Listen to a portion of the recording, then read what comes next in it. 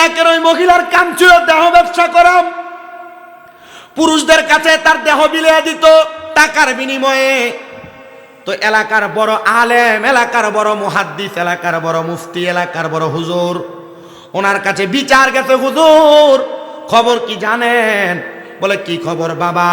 হুজুর খবর হইল আমার এলাকার একটা মহিলা, তার দেহটা মহিলা এলাকার যুবকদের কাছে বিক্রি করে, যুবকরা নষ্ট হয়ে যাচ্ছে, চরিত্র নষ্ট হচ্ছে। হুজুর বলেন কি বলো? বলে হ্যাঁ হুজুর, টাকার বিনিময়ে, দেড়হামের বিনিময় ওই মহিলা তার দেহটাকে পুরুষদের কাছে বিলিয়ে দেয়, আর এলাকার সমাজ নষ্টের দিকে চলে যাচ্ছে। হুজুর বলে ঠিক আছে চলো, আজকে আমি ওই মহিলার কাস্টমার হওয়ার জন্য যাব। এলাকার আলেম মানুষ, মানুষ তো তারে ভালো বলবে না, বাজেই বলবে। হুজুর মানুষ যদি বেহায়া মহিলার ঘরের সামনে যায় ভালো কইব? খারাপ মহিলার বাড়ির সামনে গেলে ভালো কইব? হুজুর রওনা করলেন, মাথার মধ্যে একটা কাপড় লাগা দিয়া অপরিচিত ভেষ। হুজুরের বক্ত তার সামনে হইয়া গেলেন।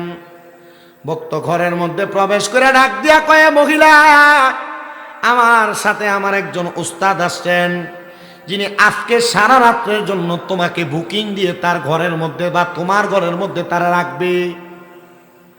মহিলা ডাক দিয়া বলে, তোমার উস্তাদ কি জানে আমাকে তার কাছে সারা রাত্রির জন্য রাখলে আমাকে অনেক টাকা পরিমাণ, সমপরিমাণ অনেক টাকা পয়সা দেওয়া লাগবে? বলে হ্যাঁ জানি। বলে ঠিক আছে যাও, তোমার উস্তাদকে আমার ঘরের দরজায় নিয়ে আসো। বলে তিনি দাঁড়ানো। মহিলা তার দাসীকে ডাক দিলেন, এ আমার সহযোগী, যাও যাও যাও আমার ঘরের দরজার সামনে বাকি অন্যান্য দিনের যত কাস্টমার আর খদ্দের আছে তুমি তাদেরকে এখান থেকে তাড়াইয়া দাও। বলো আজকে সারা রাত্রের জন্য এই ব্যক্তির উস্তাদ আমাকে বুকিং করে রাখছে, অথবা সারা রাত্রের জন্য বায়না করে রাখছে। মহিলার কথা মোতাবেক সমস্ত কাস্টমার গুলাকে পাঠিয়ে দিয়া এবার ওই আলেমকে ঘরের মধ্যে প্রবেশ করাইলেন। আলেম বলে, এ মহিলা, আমি তো আজকে সারা রাত্রির জন্য তোমাকে আমার জন্য বুলন্দ আর বরাদ্দ করেছি, তুমি জানো? বলে হ্যাঁ। তাহলে তুমি আমারে বলো, আমি যা বলবো তুমি কি আমার কথা মোতাবেক সব কাজ করবে? মহিলার কাজ খারাপ কাজ করা, বাজে কাজ করা। মহিলা তার কথার জবাব দেয়, হ্যাঁ, যেহেতু আপনি আমাকে সারা রাত্রির জন্য আপনি আমাকে বরাদ্দ করে রেখেছেন, তাহলে আপনি যেমন বলবেন আমি তেমন ভাবে আমার রাত্রিটা কাটাইব। হুজুর ডাক দিয়ে বলেন, এ মহিলা শোনো গো, আমি তোমারে বললাম তুমি কি ইসলামের প্রথম ধারাবাহিক যে কৃতকার্য ওযু করা, পবিত্রতা অর্জন করা, তুমি কি জানো? মহিলা চোখগুলা বড় করে ফেললেন আর ডাক দিয়ে বললেন, হুজুর কি বলেন?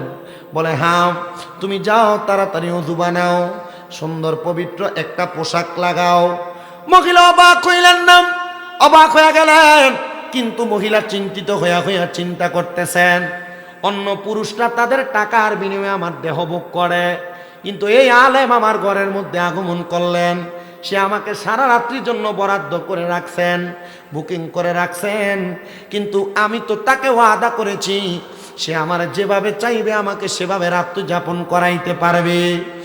মহিলা ডাক দিয়া কয়, হুজুর আপনার কথা আমি মানতে শিরোধার্য। মহিলার সাথে সাথে চলে গেলেন ওযু করার জন্য। ওযু বানায়া এবার ওই আলেমের সামনে চলে আসলেন। আলেম ওনার ঘাট থেকে ওনার রুমালটা বের করে মহিলাকে বিছিয়ে দিলেন। এ মহিলা, তুমি কি তোমার জীবনে কোনোদিন নামাজ পড়েছ? ডাক দিয়া কয়, আমার জীবনের প্রথম শুরুর অংশে আমি নামাজ আদায় করেছি। যাও ওই নামাজের মুসল্লাতে দাঁড়াও, দাঁড়ায় আমার আল্লাহর কাছে 2 রাকাত নামাজ পড়ো, 2 রাকাত নামাজ আদায় করে আমার আল্লাহ তাআলারে প্রশ্ন করো, আল্লাহ গো, আমি যে দুনিয়াতে এই কর্মগুলা করতেছি আপনি কি আমার এই কর্মগুলা ক্ষমা করবেন কিনা? আপনি আমার এই কর্মগুলা মাফ করবেন কিনা? মহিলা বলেন, আমি 2 রাকাত নামাজ আদায় করলাম, হুজুরের কথা মোতাবেক নামাজ আদায় কইরাম, আমি আল্লাহর কাছে কাঁদতে লাগলাম, আল্লাহ আমি জীবনে অনেক বেহায়াপনা করেছি, জীবনে অনেক পাপ কাজ করেছি, আল্লাহ গো তুমি আমারে মাফ করবা কিনা আমি জানি না। হুজুর আবার ডাক দিয়ে কয়ে, মহিলা আমি তোমার আরেকটা কথা শোনাই, তুমি যে অপকর্মগুলা করো তোমার মা কি জানে না, তোমার বাপ কি জানে না? হে মহিলা ডাক দিয়া কয়ে, জগতের মানুষ, আলেম সাহেব যখন তার জবান দিয়া মা বাবার কথা বললেন, আমার চোখগুলা আমি দইরা রাখতে পারি না, আমার চোখগুলা বায়া বায়া পানি পড়ে।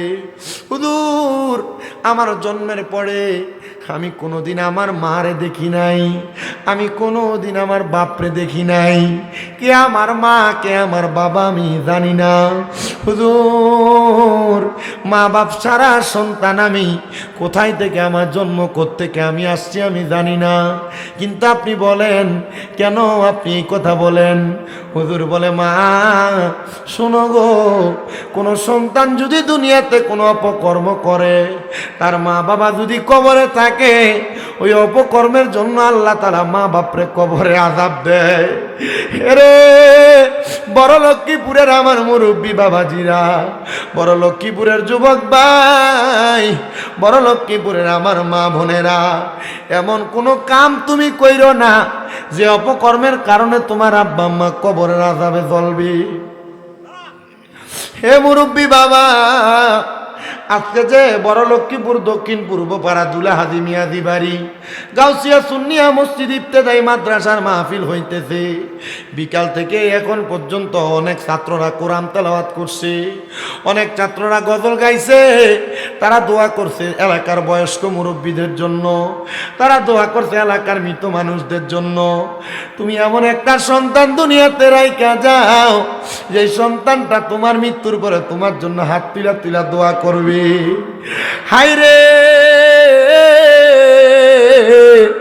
ওই মহিলার চোখের পানি ফালাইয়া ফালাইয়া কান্দে, হুজুর আমি জীবনে আমার মারে দেখি নাই, হুজুর জীবনে আমি আমার বাবারে দেখি নাই।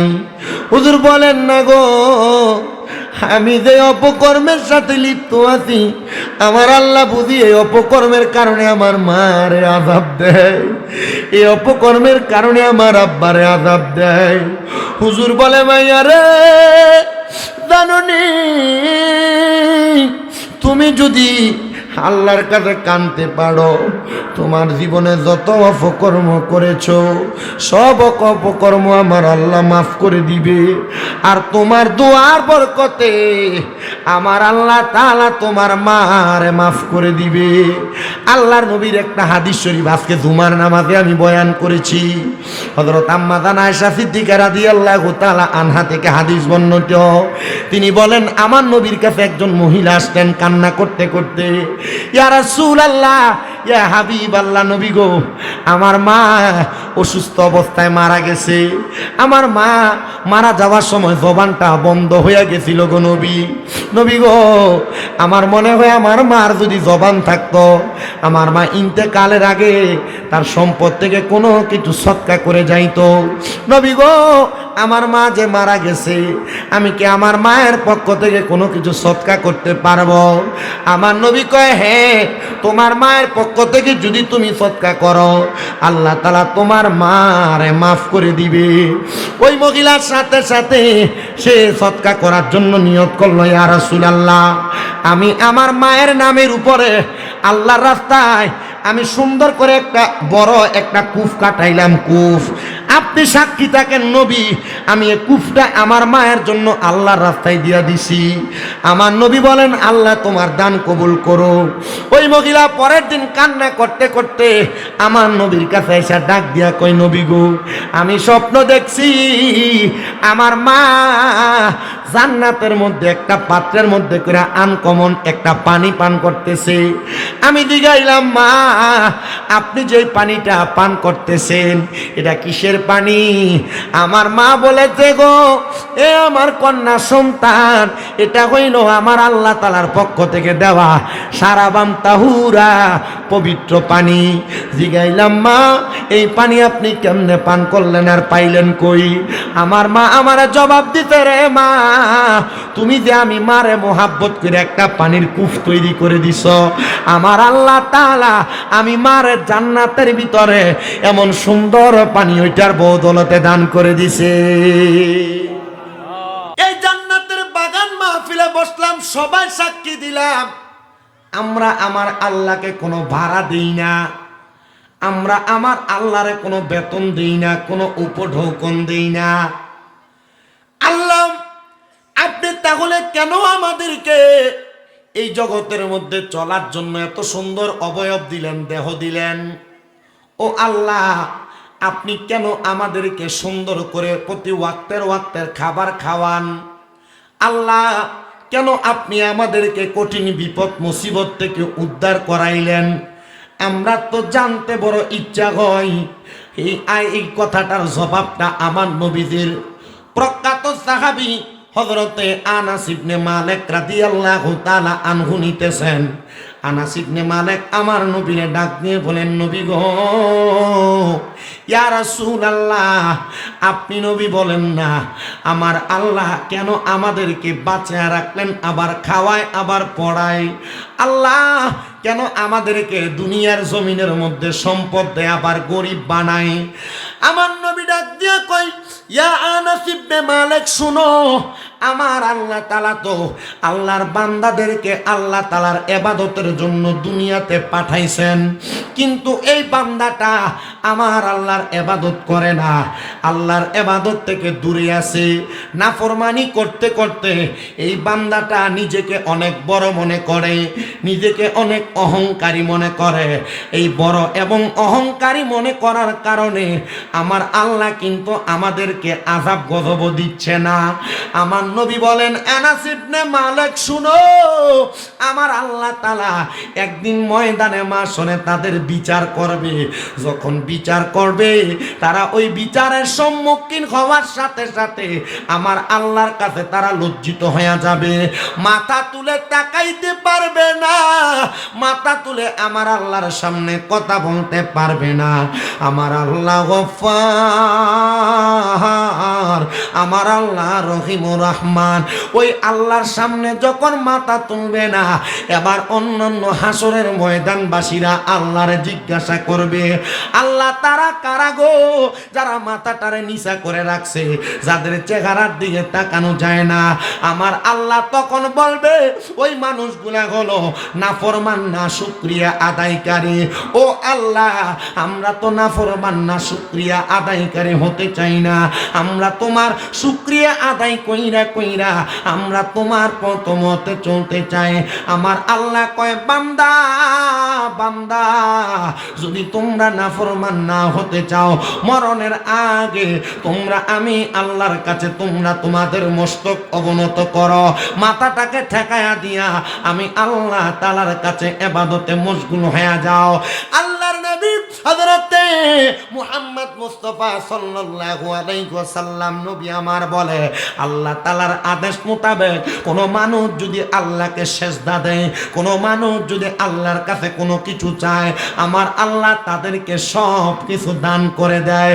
ও আল্লাহ, আপনি যে আমাদেরকে দান করে দেন, আমরা তো আপনার দান পাওয়ার পরেও নাফরমানি আর শুকরিয়া আদায় করি। এ বড় লক্ষ্মীপুরের বাবা, পর্দার অন্তরালের মা, আপনারা যারা এখনো পর্যন্ত আল্লাহর শুকরিয়া আদায় করেন না, বেপরদা ঘুরে কত মহিলা, এরা এখনো পর্যন্ত আল্লাহ তাআলার শুকরিয়ার ব্যাপারে কোনো ধারণা রাখে না। আমি আপনাদেরকে বলবো, আমি আসার সাথে সাথে আমার একজন মুরব্বী বাবা আমারে বলছে, হুজুর, এলাকার অনেক মানুষ বিদেশে থাকে, অনেক প্রবাসীরা বিদেশ থেকে বিচার দেয়, বহু প্রবাসীর স্ত্রীরা পর্দা করে না, বহু প্রবাসীর স্ত্রীরা বেপর্দা ঘুরে, অনেক প্রবাসীরা বিচার দেয়, হুজুর আমাদের স্ত্রীরা আমরা কোনো কথা বলতে শুনতে চায় না, আমাদের আদেশ ছাড়া বাড়ি থেকে বের হয়ে যায়, আমাদের অনুমতি ছাড়া আমাদের স্ত্রীরা রাস্তায় রাস্তায় ঘুরে। আপনারা বলেন, বড় লক্ষ্মীপুর সহ বড়ুরা এলাকার মধ্যে স্বামীর অবাধ্য এমন অনেক মহিলা আছে না নাই? জামাইয়ের কথা শুনে না এমন অনেক বেডিয়াত আছে না নাই? আপনারা কি কষ্ট হইতেছে? বড় লক্ষ্মীপুরের মাহফিল, আমি তো নতুন না, নতুন নাকি পুরান, এবার তিনবার, তো তিনবার যেহেতু আসছি, 5তম মাহফিল, মাঝখানে হয়তো 2টা বছর, আমি তিনবার আসাতে আপনার বেজার হয়ে বয়ে যাচ্ছেন, ঠিক না? আমি আজকে যে ওয়াজ করতেছি আমার কিন্তু এটা আমার ইঙ্গিত দিছে, শুধু ডাইরেক্ট আমার সাবজেক্ট দেয় নাই। গত লাস্ট 3 দিন আমি এই ওয়াজটাই করতেছি, মানে মহিলাদের স্বামীর অবাধ্যতার ওয়াজ। আমার একটা ওয়াজ মনে হয় ইউটিউবে বা ফেসবুকে কোনো জায়গায় মনে হয় স্বামীর অবাধ্য মহিলাদের শাস্তির একটা ওয়াজ ভাইরাল হয়েছিল। এটা দেখার পর এখন জেনে যায় এনে এক লোক তো ফোন দিয়ে বিচারি দিয়ে দিছে চান্দিনা থেকে, হুজুর আপনার স্বামী স্ত্রীর মহাব্বতের আলোচনাটা শুনছিলাম, কিন্তু হুজুর বড় কষ্ট, এই কষ্টের কথা বইলা উনি নিজে কান্না করে দিছেন। আমি দিয়ে গেলাম কারণ কি, আপনার নাম্বার তো বিদেশি নাম্বার, কোন দেশ? হুজুর সৌদি আরব। তো কান্দেন কেন হুজুর? আমার 2টা ছেলে, আমার স্ত্রীটা, একটা ছেলের বয়স 5 থেকে 6, আর একটা ছেলের বয়স 7 থেকে 8 বছর। হুজুর আমার এই 2টা বাচ্চা ফালাই দিয়ে আমার বউটা আরেকটা ছেলের সাথে ভাইগা গেছে। আমি বললাম তুই বেটা বেটটা, তুই বল লেগে কান্দোস কেন? হুজুর আল্লাহর কসম আমি আমার বউর জন্য কান্দি না। দিয়ে গেলাম কান্দেন কেন? জবাব দিছে হুজুর আমি কান্দি, আমার বউ চলে গেছে, সে একটা স্বামী পেয়ে গেছে, আমি বাড়িতে আসলে আমি একটা বিয়ে করলে আমি একটা স্ত্রী পাবো। হুজুর আমার এই 2টা বাচ্চা তো এতিম হয়ে গেছে, আমার এই 2টা বাচ্চা তো আর তার মা পাইতো না। আপনারা বলেন বর্তমান সমাজের বাস্তব চিত্রে এমন অবস্থা আছে না নাই? মহিলারা স্বামীর কথা না শুই না অবাধ্যভাবে রাস্তায় রাস্তায় ঘুরে, স্বামীর আদেশ না মাইনা মার্কেটে মার্কেটে ঘুরে, এমন অনেক মহিলা আছে না নাই? বড় লক্ষ্মীপুরের মহিলারা যদি আমার ওয়াজ শুনে থাকেন, আমার মনে হয় আমার এই ওয়াজ থেকে আপনি হেদায়েত পাবেন। অনেকে চিন্তা করে জীবনে তো গুনাহ অনেক করছি, এখন কি আর মাফ চাইলে আল্লাহ মাফ করবনি? যাক যেমন যেমন যেমন দিন কোন রকম কাটাইয়া দেই, গেছে দিন কোন রকম, যাক দিনের লাগ যদি গেছে দিন কোন রকম, দিনের দিকে ছাইয়া কমু কত একদিন দিনের লাগল ফাইয়া। এরা মনে করছে হয়তো আমার জীবনটা শেষ, আর মনে হয় জীবন আমি পাইতাম না, আমারে আল্লাহ মাফ করবনি। আরে আল্লাহর কোন বান্দা, আল্লাহর কোন বান্দি যদি গুনাহ করতে করতে তাদের জীবনটাকে একবার বরবাদও করে ফেলে, আপনারা বলেন এই বরবাদ জীবন থেকে এই জীবনকে হেদায়েতের পথে আনতে পারে একজন, তিনি কি? করে যে শোনেন না, আর্থিং সমস্যা হয় কেন? এটা সারাদিন দেখছেন না আপনি, শব্দ ঠিক আছে, শোনা বন্ধ করেন। এরা কিন্তু আপনারা লাগে কিন্তু এটা আর আগে আসেনি, তারা এমআইকে আসেনি। আর এই লক্ষ্মীপুর মাহফিল করে ধরে আজকে পাইছি সাউন্ড ভালো, এর আগে যত বানাচ্ছে সব ধ্বজভঙ্গমাই, খুব কষ্ট হয়েছে ওয়াজ করতে, আজকে ভালো আছে, এটা এটা ঠিক করে এলাম। আপনারা বলেন আমাদেরকে বাঁচাইতে পারে একজন, তিনি কে? হেদায়েত দিতে পারে একজন, তিনি কে? ওই আল্লাহকে আল্লাহ বলে ডাক দিতে আপনাদের কষ্ট হচ্ছে, মহাব্বতে বলেন আল্লাহ।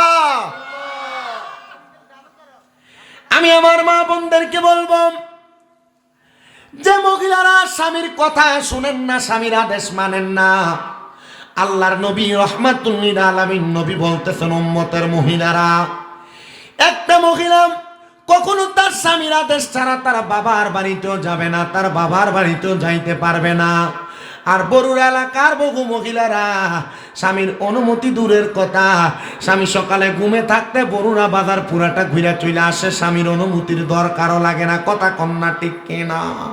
এ বন্ধু, এ পর্দার অন্তরালের মা, আপনারা যারা আপনাদের স্বামীর অনুমতি নেন না, আমি আপনাদেরকে বলবো, স্বামীর অনুমতি যেই মহিলা নেয় না, স্বামীর আদেশ যে মহিলা মানে না, ওই মহিলা দোজখী, ওই মহিলা জাহান্নামী।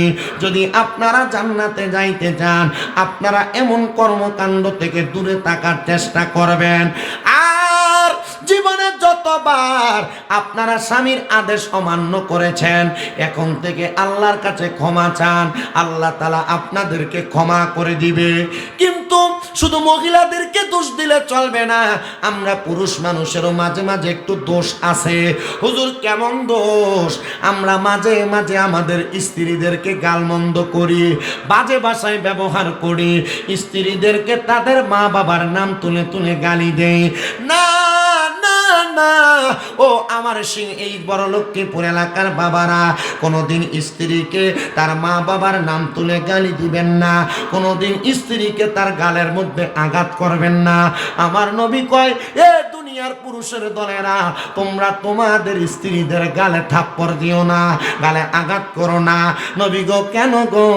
আমার নবী কয়, এই মহিলা তোমার স্ত্রী তোমার কাছে সাময়িক সময়ের মেহমান, তোমরা তোমাদের স্ত্রীদেরকে মোহাব্বত করো।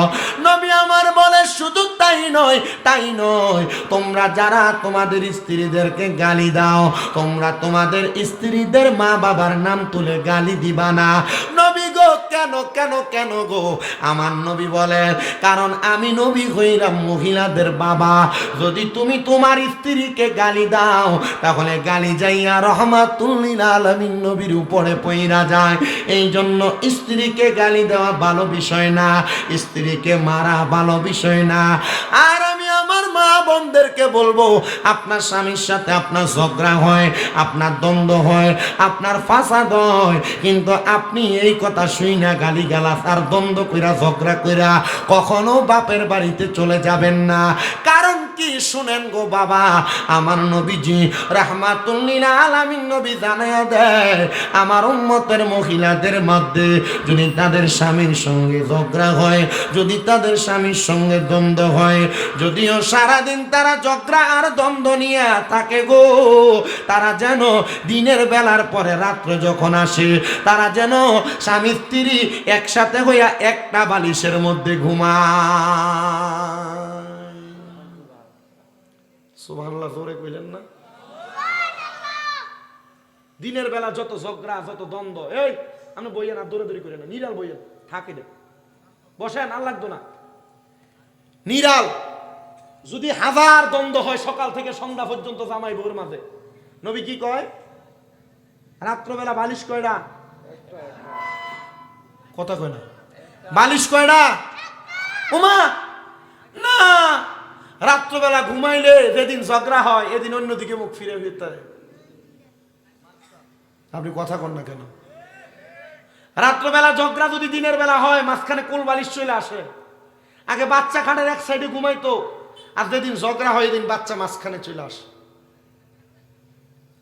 আপনারা কথা বলেন না কেন? আসে না নাই?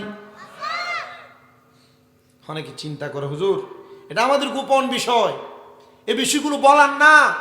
আরে না, কোন মহিলা যদি তার স্বামীকে খুশি না করে ঘুমায়, স্বামীকে খুশি না করে ঘুমায়, তাহলে আল্লাহ তাআলার দুইজন ফেরেশতা সে ঘুম থেকে জাগ্রত হওয়ার আগ পর্যন্ত তার সামনে দাঁড়ায়া দাঁড়ায়া ওই মহিলাকে লানত দেয়। নাউজুবিল্লাহ বললেন না? কোন স্বামী তার স্ত্রীকে বিছানায় চাইলো, আর কোন মহিলা যদি তার স্বামীকে খুশি করলো না, নবী বলে দুইটা ফেরেশতা ওই মহিলাকে রাত্রবেলা লানত দেয়।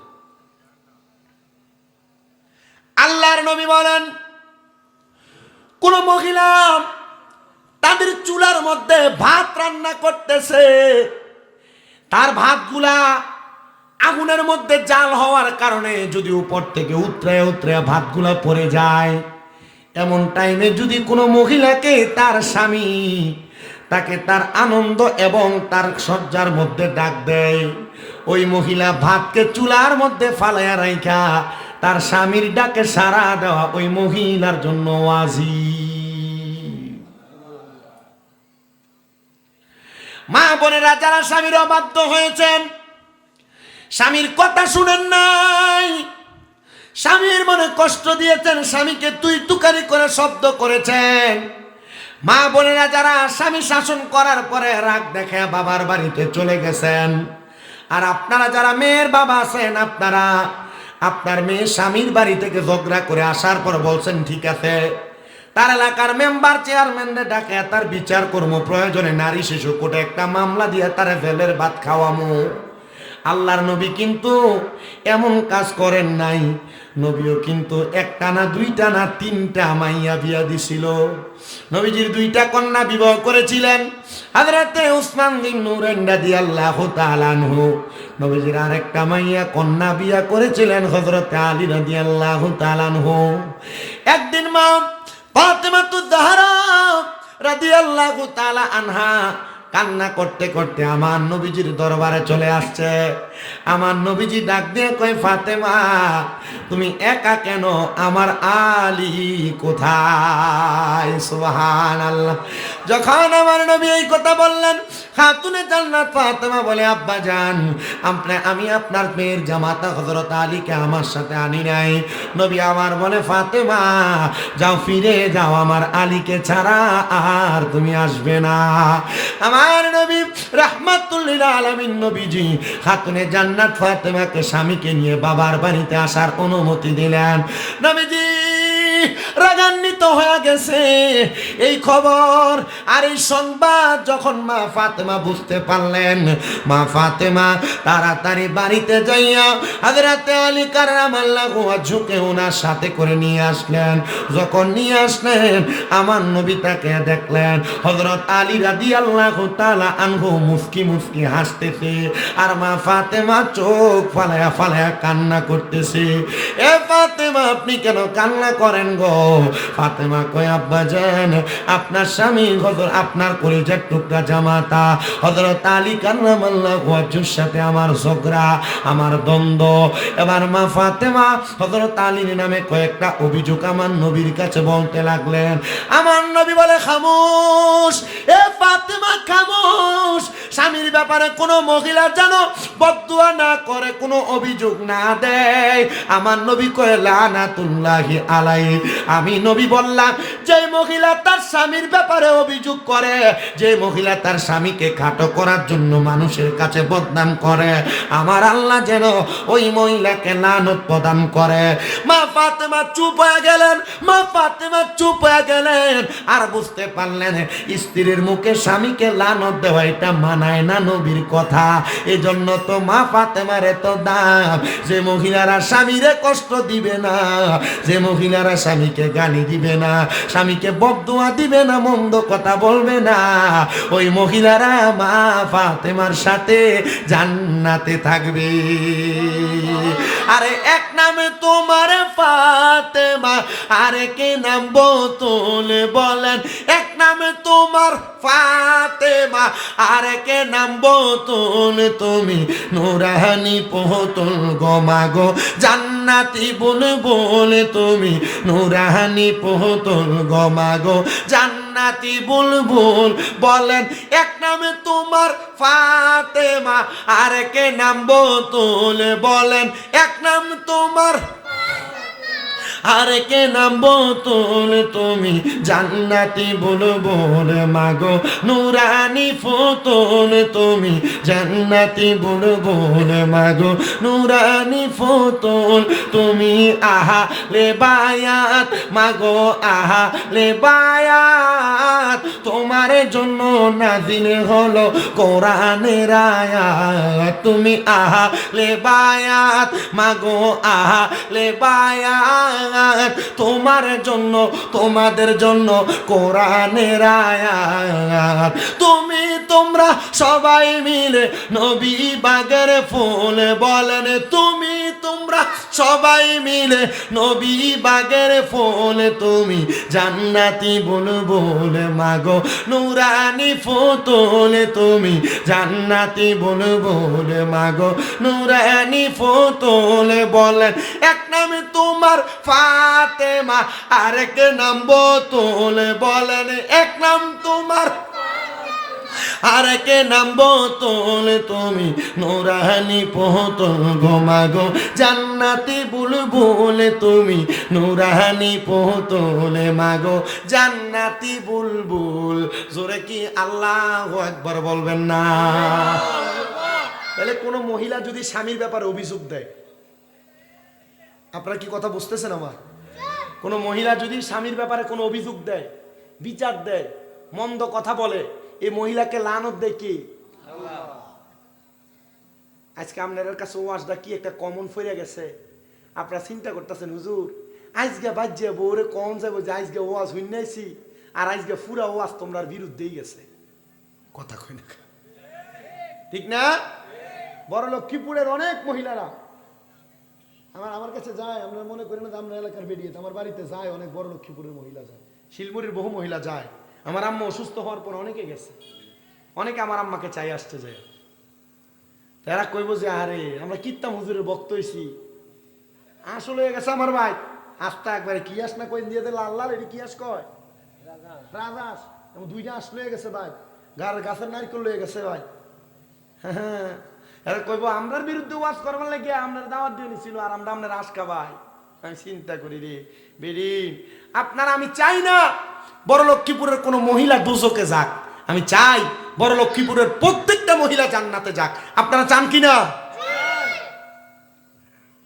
তুই আওয়াজ একটু কম দিস, এদের গলা বেশি আওয়াজ।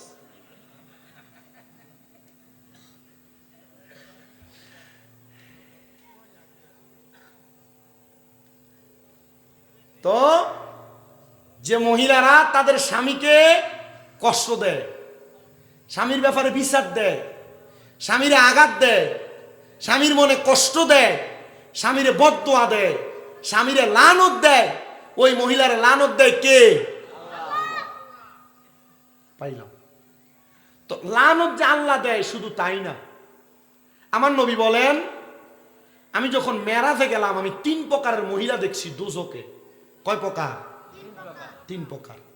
এর মধ্যে 1 প্রকার মহিলা দেখছি যারা জিব্বাটার ভিতরে গরম লোহার রড লাগে আগুনে সেক দেওয়া হইতাছে। ইয়া রাসূলুল্লাহ, তারা কারা?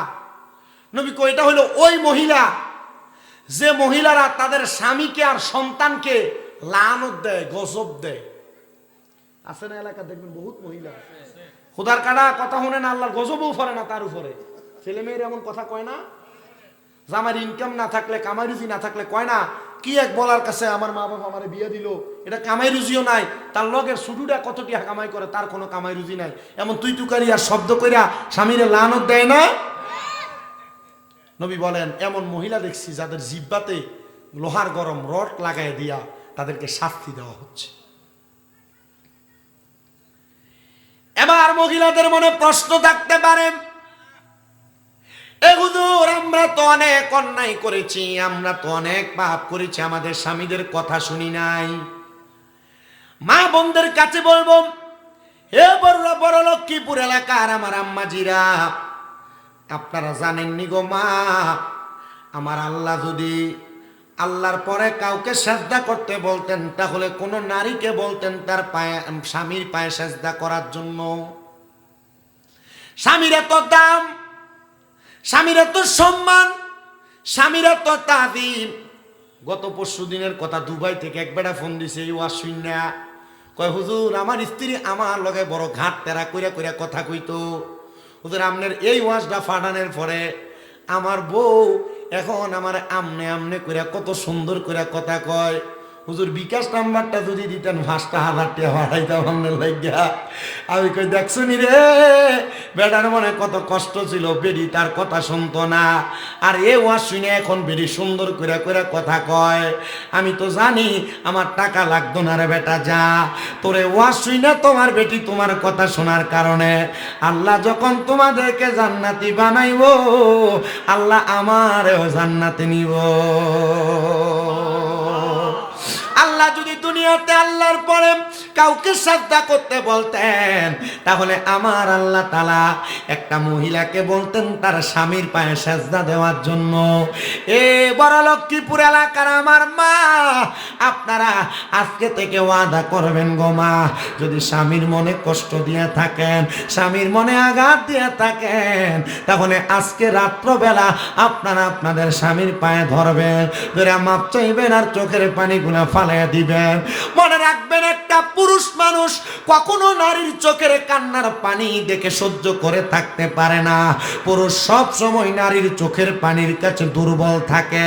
এই জন্য আমার মা, আপনি যখন কান্না করে স্বামীর কাছে মাপ চাইবেন আর আমার আল্লাহরেও বলবেন, আল্লাহ গো আপনি আমারে মাফ করে দেন, আপনি আমারে ক্ষমা করে দেন। আপনারা বলেন আমার আল্লাহ তাআলা ক্ষমা করতে পারে কি পারে না?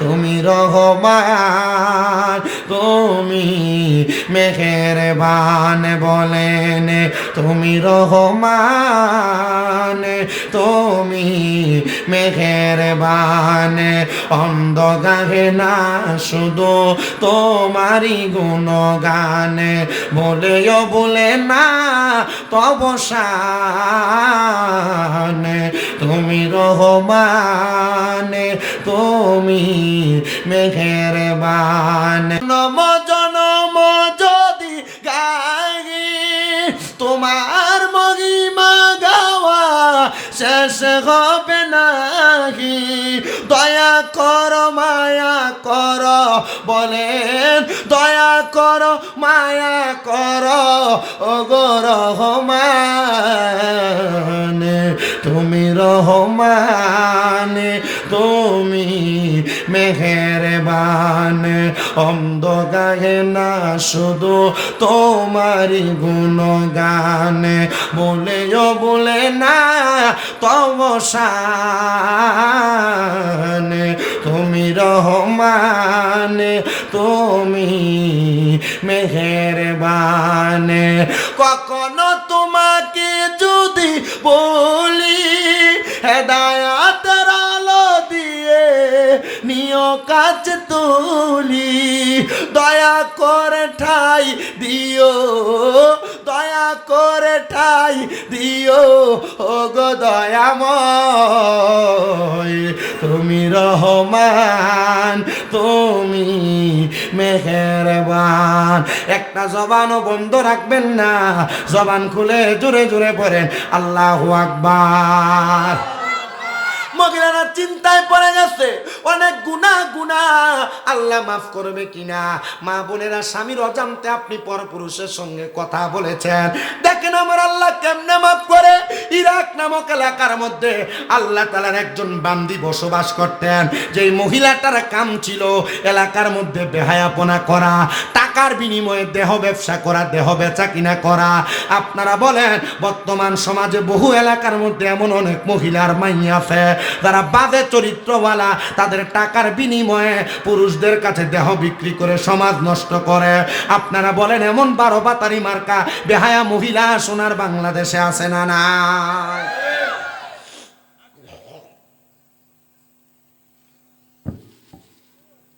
ইরাকের ওই মহিলার কাম ছিল দেহ ব্যবসা করা পুরুষদের কাছে তার দেহ বিলিয়ে দিত টাকার বিনিময়ে তো এলাকার বড় আলেম এলাকার বড় মুহাদ্দিস এলাকার বড় মুফতি এলাকার বড় হুজুর ওনার কাছে বিচার গেছে হুজুর খবর কি জানেন বলে কি খবর বাবা হুজুর খবর হইল আমার এলাকার একটা মহিলা তার দেহটা মহিলা এলাকার যুবকদের কাছে বিক্রি করে যুবকরা নষ্ট হয়ে যাচ্ছে চরিত্র নষ্ট হচ্ছে হুজুর বলেন কি বলো বলে হ্যাঁ হুজুর টাকার বিনিময়ে দিরহামের বিনিময়ে ওই মহিলা তার দেহটাকে পুরুষদের কাছে বিলিয়ে দেয় আর এলাকার সমাজ নষ্টের দিকে চলে যাচ্ছে হুজুর বলে ঠিক আছে চলো আজকে আমি ওই মহিলার কাস্টমার হওয়ার জন্য যাব এলাকার আলেম মানুষ তো তারে ভালো বলবে না বাজেই বলবে হুজুর মানুষ যদি বেহায়া মহিলার ঘরের সামনে যায় ভালো কইব না খারাপ মহিলার বাড়ির সামনে গেলে ভালো কইব না হুজুর রওনা করলেন মাথার মধ্যে একটা কাপড় লাগা দিয়া অপরিচিত বেশ হুজুরের ভক্ত তার সামনে হইয়া গেলেন ভক্ত ঘরের মধ্যে প্রবেশ করে ডাক দিয়া কয়ে মহিলা আমার সাথে আমার একজন উস্তাদ আসছেন যিনি আজকে সারা রাত্রের জন্য তোমাকে বুকিং দিয়ে তার ঘরের মধ্যে বা তোমার ঘরের মধ্যে তারা রাখবে মহিলা ডাক দিয়া বলেন তোমার উস্তাদ কি জানে আমাকে তার কাছে সারা রাত্রির জন্য রাখলে আমাকে অনেক টাকা পরিমাণ সমপরিমাণ অনেক টাকা পয়সা দেওয়া লাগবে বলে হ্যাঁ জানি বলে ঠিক আছে যাও তোমার উস্তাদকে আমার ঘরের দরজায় নিয়ে আসো বলে তিনি দাঁড়ানো মহিলা তার দাসীকে ডাক দিলেন এ আমার সহযোগী যাও যাও যাও আমার ঘরের দরজার সামনে বাকি অন্যান্য দিনের যত কাস্টমার আর খদ্দের আছে তুমি তাদেরকে এখান থেকে তাড়াইয়া দাও বলো আজকে সারা রাত্রের জন্য এই ব্যক্তির উস্তাদ আমাকে বুকিং করে রাখছে অথবা সারা রাত্রের জন্য বায়না করে রাখছে মহিলার কথা মোতাবেক সমস্ত কাস্টমার গুলাকে পাঠিয়ে দিয়া এবার ওই আলেমকে ঘরের মধ্যে প্রবেশ করাইলেন। আলেম বলে, এ মহিলা, আমি তো আজকে সারা রাত্রির জন্য তোমাকে আমার জন্য বুলন্দ আর বরাদ্দ করেছি, তুমি জানো? বলে, হ্যাঁ। তাহলে তুমি আমারে বলো, আমি যা বলবো তুমি কি আমার কথা মোতাবেক সব কাজ করবে? মহিলার কাজ খারাপ কাজ করা, বাজে কাজ করা। মহিলা তার কথার জবাব দেয়, হ্যাঁ, যেহেতু আপনি আমাকে সারা রাত্রির জন্য আপনি আমাকে বরাদ্দ করে রেখেছেন, তাহলে আপনি যেমন বলবেন আমি তেমন ভাবে আমার রাত্রিটা কাটাইব। হুজুর ডাক দিয়ে বলেন, এ মহিলা, শোনো গো, আমি তোমারে বললাম, তুমি কি ইসলামের প্রথম ধারাবাহিক যে কৃতকার্য ওযু করা, পবিত্রতা অর্জন করা, তুমি কি জানো? মহিলার চোখগুলা বড় করে ফেললেন আর ডাক দিয়ে বললেন, হুজুর কি বলেন? বলে, হ্যাঁ, তুমি যাও তাড়াতাড়ি ওযু বানাও, সুন্দর পবিত্র একটা পোশাক লাগাও। মহিলা অবাক হইলেন না, অবাক হয়ে গেলেন, কিন্তু মহিলা চিন্তিত হইয়া হইয়া চিন্তা করতেছেন, অন্য পুরুষরা তাদের টাকার বিনিময়ে আমার দেহ ভোগ করে, কিন্তু এই আলেম আমার ঘরের মধ্যে আগমন করলেন, সে আমাকে সারা রাত্রির জন্য বরাদ্দ করে রাখছেন, বুকিং করে রাখছেন, কিন্তু আমি তো তাকে ওয়াদা করেছি সে আমার যেভাবে চাইবে আমাকে সেভাবে রাত্রি যাপন করাইতে পারবে। মহিলা ডাক দিয়ে কয়, হুজুর আপনার কথা আমি মানতে শিরোধার্য। মহিলার সাথে সাথে চলে গেলেন ওযু করার জন্য। ওযু বানায়া এবার ওই আলেমের সামনে চলে আসলেন। আলেম ওনার ঘাট থেকে ওনার রুমালটা বের করে মহিলাকে বিছিয়ে দিলেন। এ মহিলা, তুমি কি তোমার জীবনে কোনোদিন নামাজ পড়েছ? ডাক দিয়া কয়, আমার জীবনের প্রথম শুরুর অংশে আমি নামাজ আদায় করেছি।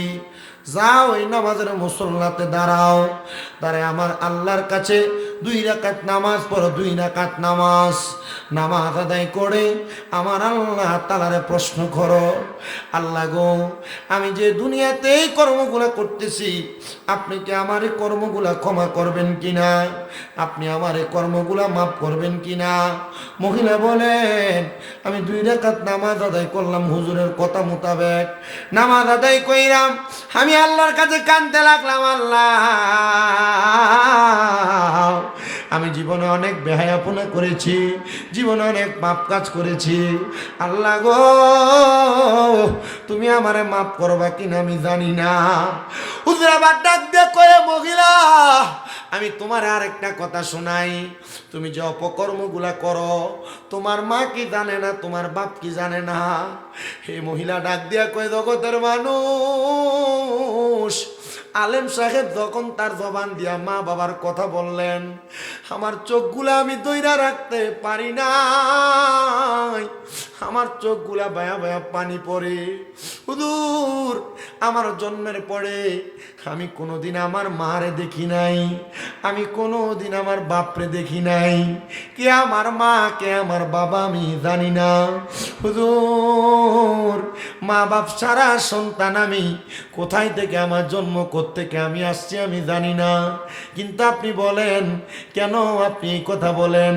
হুজুর বলে, মা শোনো গো, কোন সন্তান যদি দুনিয়াতে কোনো অপকর্ম করে, তার মা বাবা যদি কবরে থাকে, ওই অপকর্মের জন্য আল্লাহ তাআলা মা বাপরে কবরে আযাব দেয়। এরে বড় লক্ষ্মীপুরের আমার মুরব্বী বাবাজিরা, বড় লক্ষ্মীপুরের যুবক ভাই, বড় লক্ষ্মীপুরের আমার মা বোনেরা, এমন কোনো কাম তুমি কইরো না যে অপকর্মের কারণে তোমার আব্বা আম্মা কবরের আযাবে জ্বলবে।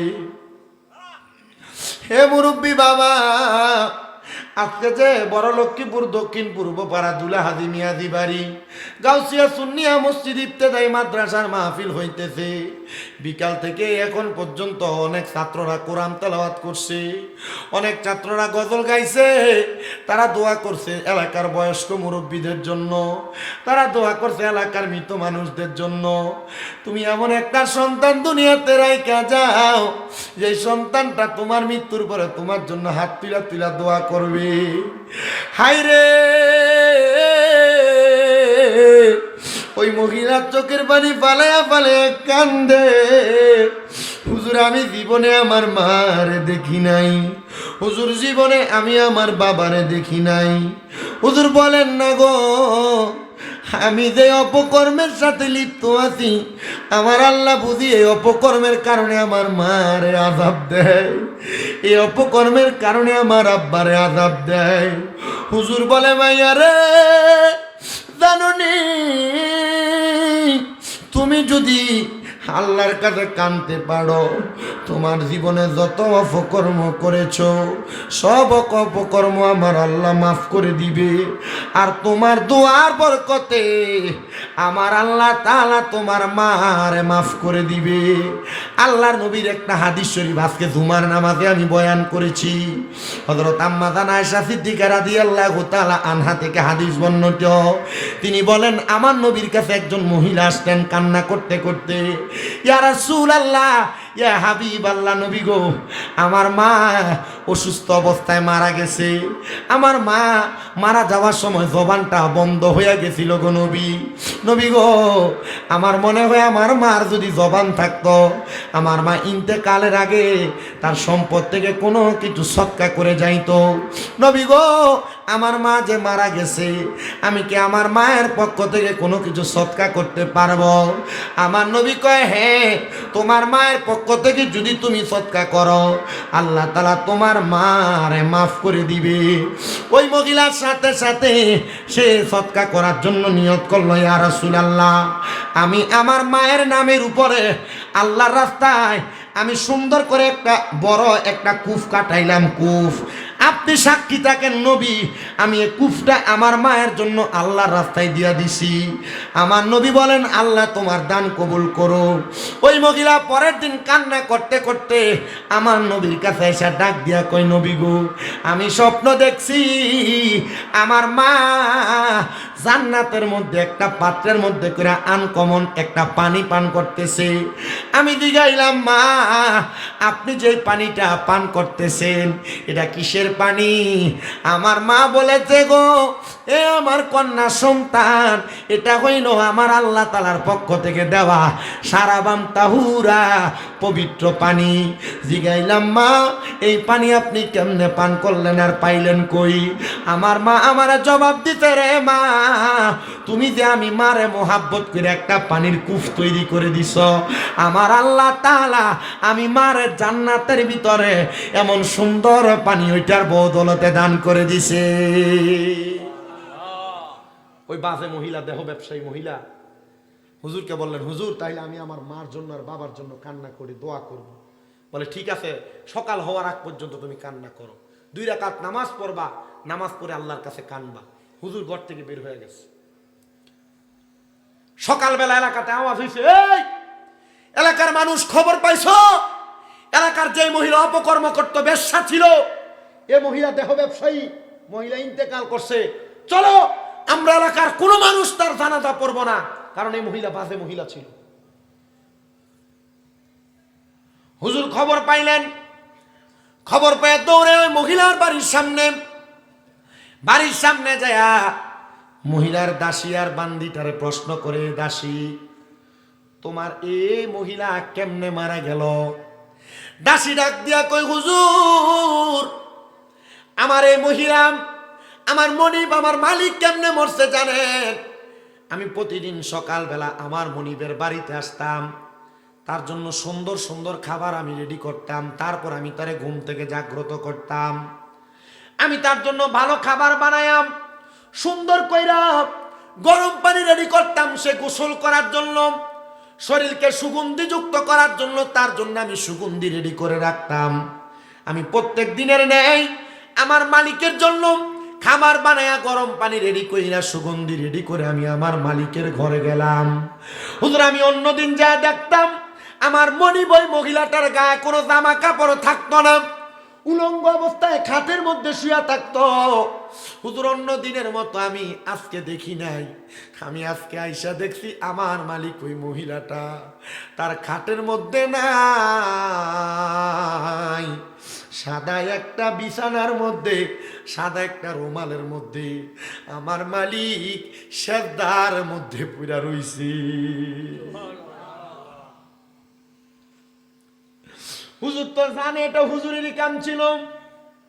হুজুর নিজে তার কাঁধে রুমালটা দিয়ে আসছিল ওই মহিলাকে। ওই কাজের মহিলা কই হুজুর, আমি আমার মনিবকে একবার না দুইবার না বারবার ডাক দিছি, ও মনিব ওঠেন না গো, কিন্তু আমার ডাকে আমার মনিব সাড়া দেয় নাই।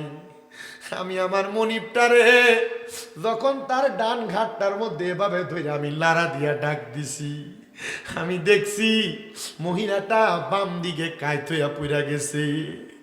আমি জিগাইলাম, রে যেই মহিলা তার দেহ দিয়ে এলাকার প্রত্যেকটা যুবক প্রত্যেকটা মানুষকে পাগল করে রাখছে, এই মহিলার দেহটা নিতর হইয়া পইরা রইছে, আমরা তার জানাজার নামাজও পড়ব না, এটা হতে পারে না। আরে কাজের মহিলাটা কান্দে, হুজুর তারে কি কেউ জানাজা পড়াবে না? হুজুর বলে, আমি এলাকার সব মানুষের ডাক দিলাম, চলো আমরা একসাথে তার জানাজার নামাজটা আদায় করি। কেউ আসে না, কেউ আসে না। যখন কেউ আসে না, হুজুর বলে, আমি একা একা একটা কবর খুঁড়ছি। আমি কবরটা খুইরাম, যেহেতু কেউ তার জানাজা পড়ে না, আমি তারা একা একা কবরের মধ্যে নামাইছি, নামাইয়া তারে মাটি দিয়া দাফন কইরা ফেলছি। আর আল্লাহর কাছে কাঁদছি, আল্লাহ তুমি তো অন্তর্যামী, তুমি গুনাহ ক্ষমাকারী, আল্লাহ তুমি তোমার বান্দিরে মাফ করে দাও।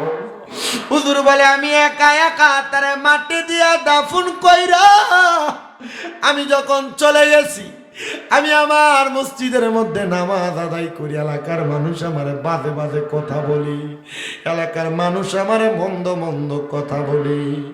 যখন আমারে মন্দ কথা বলে, আমি এলাকার মানুষের কথাগুলো সহ্য করতে না পাইরা আমি এলাকা ত্যাগ করে অন্য এলাকাতে গমন করেছি। আমি ফজরের নামাজের সময় আমি মসজিদের মধ্যে প্রবেশ করেছি। প্রবেশ করার সাথে সাথে জগতের মানুষ আমি দেখলাম, অন্য দিনে মসজিদে যত মানুষ থাকে, আজকে মসজিদের মধ্যে তার চাইতে 10 গুণের চেয়ে বেশি মানুষ। আমি অবাক হয়ে গেলাম, ও এলাকার মানুষ, তোমরা কেন দলে দলে মসজিদে আসলা? আমার জবাব দেয়, হুজুর আমরা এমন একটা মারাত্মক স্বপ্ন দেখছি গো, আমরা দেখছি কে জানি আমরা রে আইসা ঘুমের ঘরে ডাকে আর কয়, হে এলাকার মানুষ, তোমরা আমার এমন একজন পাগল উম্মতের জানাজা না পইরা কেমনে মাটি দিলা? হুজুর আমরা জানাজা তো সবাইরই পড়ি, কিন্তু আমরা তো এলাকার দেহ ব্যবসায়ী মহিলাটার জানাজার নামাজ পড়ি নাই। হুজুর এই জন্য স্বপ্নটা দেখছি। হুজুর কয়, তোমাদের কাছে সে দেহ ব্যবসায়ী হতে পারে, তোমাদের কাছে সে ব্যবসা হতে পারে। শোনো রে, গত আগের দিন রাত্রবেলা এই মহিলাটা দেহ ব্যবসা করে করে চলতো, কিন্তু আমার আল্লাহর কাছে ওই মহিলাটা তওবা করছে। তওবা করার পরে সেজদার ভিতরে মরছে। যারে জগতের মানুষ মাত্র এক রাত্র সেজদা দিয়া তওবা করার কারণে আমার আল্লাহ তারে দুনিয়ার সব গুনাহ মাফ কইরা আমার আল্লাহ তারে জান্নাতি বানাইয়া দিছে।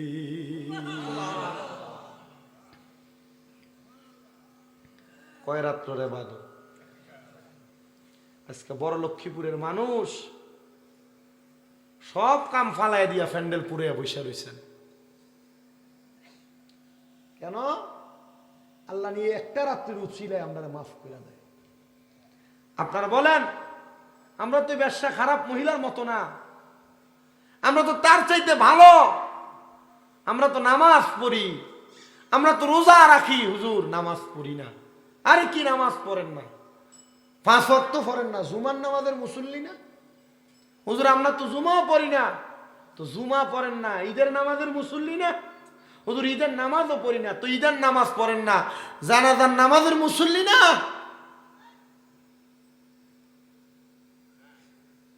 আপনি যেই ওয়াক্তের মুসল্লি, আল্লাহ আপনাকে হয়তো সেই ওয়াক্তের উসিলায় মাফ করতে পারে। কথা বলেন না কেন? এই বলেন আল্লাহ পারে কি পারে না? আল্লাহর সেই ক্ষমতা আছে না নাই? এটা শুধু বেশ্যা মহিলার কথা বললাম, বাজে মহিলার কথা বললাম। আসেন আর একটা ছোট্ট কথা শোনাই, ওয়াকিয়া শোনাই। আমার সময় কম, আমি অল্প সময় নিয়ে আজকে আপনাদের কাছে আসছি। আমার যখন মাহফিল কমিটির পক্ষ থেকে আমার গোলাম হোসেন ভাই, নেতা মানুষ, আমার যখন কইছে, আমি কইছি ভাই 14 তারিখ এশারের পরে একটু সময় দেওয়া যাইব। আমার পরে কুকির কণ্ঠে কোরআন তেলাওয়াত করেন, আপনারা চিনেন কাঠালি আলতাফিয়া দরবার শরীফের গদিনিসিন পীর সাহেব গোলাম মোস্তফা শামসুদ্দোয়া বাড়ি সাহেব সুন্দর আলোচনা করবে আপনাদের কাছে, আপনারাও শুনবেন আমার বাজানের আলোচনা। আমি আপনাদেরকে আরেকটা ছোট্ট কথা শোনাই। যে মহিলার কথা বলছি, মহিলাটা কি আসিল ভালা না খারাপ? আল্লাহ এক রাতের উসিলায় মহিলার মাফ করছিনি? কথা আসতে কইছেন, মাফ করছিনি? আল্লাহ চাইলে আর চাইতে নিকৃষ্ট বান্দারও মাফ করতে পারে কিনা? আমরা পুরুষ যারা গুনাহ করি আমাদেরকেও মাফ করতে পারে কিনা? আমরা যদি বলি আজকে থেকে আর গুনাহ করব না, আল্লাহ আমাদের পূর্বের সব গুনাহ মাফ করতে পারে কিনা? হুজুর বড় পীর গৌসে পাক আব্দুল কাদের জিলানী, আজকের মাহফিলটা যেহেতু গাউসিয়া সুন্নিয়া মসজিদ এবং মাদ্রাসা, তো ওই গাউসে পাকের ছোট্ট একটা ওয়াকিয়া শোনাই, পছন্দ হইব। গাউসে পাক আব্দুল কাদের জিলানী উনি যেদিন থেকে বুজের হয়েছেন এরপর থেকে কখনো তাহাজ্জুদের নামাজ ছাড়ে নাই। কি নামাজ? কথা কন না, কি নামাজ? তাহাজ্জুদের। আপনারা কি কষ্ট হইতাছে কোনো? আপনারা যদি কন যে গজল গান জিকির আজকার করেন সময় শেষ করে দেন, আমি শেষ করে দেন। কিন্তু যদি কোন যে ওয়াজ করেন, টানা ওয়াজ করেন। আমি গজল গাইও সময় কাটাইতে পারি, ওয়াজ করেও পারি। আমি 3 বছর আগে যেমন আসছি, 3 বছরের পরে শামীমরা জানা আমি এখন আমার আরেক রকম। আমি আমার মতো করে ওয়াজ করে আমি আমার জীবনটা কাটাইতেছি। আমার জীবনে আর অন্য কোনো কিছু নেই। মারহাবা কইতেন না? আমি বুঝতেছি আপনারা একটু জুড়াইতেছেন, মানুষটি ফুরা কিন্তু একটু কষ্ট হইতেছে। একটু মোহাব্বতে আমার সাথে একটা শান গান দেখবেন, ইনশাল্লাহ ঠিক হয়ে যাবে। একটু পড়েন। তোমায় ডাক দিলে বলার প্রাণে চাই রে, তোমায় ডাক বলার প্রাণে চাই রে, ও প্রাণের